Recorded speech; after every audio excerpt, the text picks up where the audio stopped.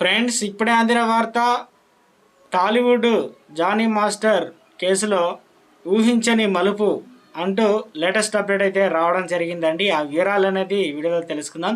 అదేవిధంగా వీడియోని స్కిప్ చేయకుండా పూర్తిగా చూడండి. కంప్లీట్ ఇన్ఫర్మేషన్ మీకు అర్థమవుతుంది. మొదటిసారి ఛానల్ చూస్తున్నట్లయితే సబ్స్క్రైబ్ చేసుకొని bell button all notification activate చేసుకోండి. చూస్తున్నారు కానీ లైక్ చేయడం మర్చిపోతున్నారు. దయచేసి లైక్ చేయండి. ఇక లేట్ చేయకుండా వీడియోలోకి అయితే వెళ్ళిపోదామండి. మనం జానీ మాస్టర్ కేసులో కీలక మలుపు.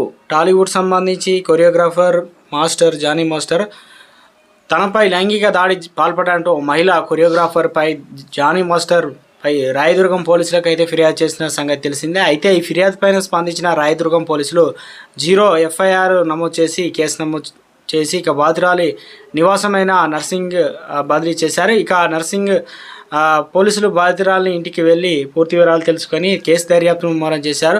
బాధితురాలు తెలిపిన వివరాల ప్రకారం 4 ఏళ్ల నుండి జానీ మాస్టర్ తనపై లైంగికంగా దాడి పాల్పడుతున్నాడంటూ పేర్కొనడంతో బాధితురాలి వయసు రీత్యా జానీ మాస్టర్ మీద ఫోక్స్ కేసు నమోదు. ఇదిలా ఉండగా ప్రస్తుతం జానీ మాస్టర్ పర్యటనలో ఉన్నట్లు పోలీసులు నార్త్ ఇండియాలో ఉన్నట్లు ప్రాథమిక దర్యాప్తులో తేలిందన్నారు. 4 ప్రత్యేక బృందాలు రంగంలోకి దిగి జానీ మాస్టర్ కోసం గాలింపు చర్యలు చేపట్టినట్లు నర్సింగ్ అనగా పోలీసులు అయితే తెలిపారు. ఓవైపు రాజకీయంగా కూడా పులుసుకున్నట్లు తెలుస్తుంది. ఎందుకంటే పవన్ కళ్యాణ్ వర్సెస్ అల్లు అర్జున్గా ఇటు దీంతో పాటు ఏదైతే లవ్ జిహాద్ సంబంధించి కూడా నడుస్తున్నట్లు బీజేపీ కూడా సపోర్ట్ చేస్తున్నట్లు.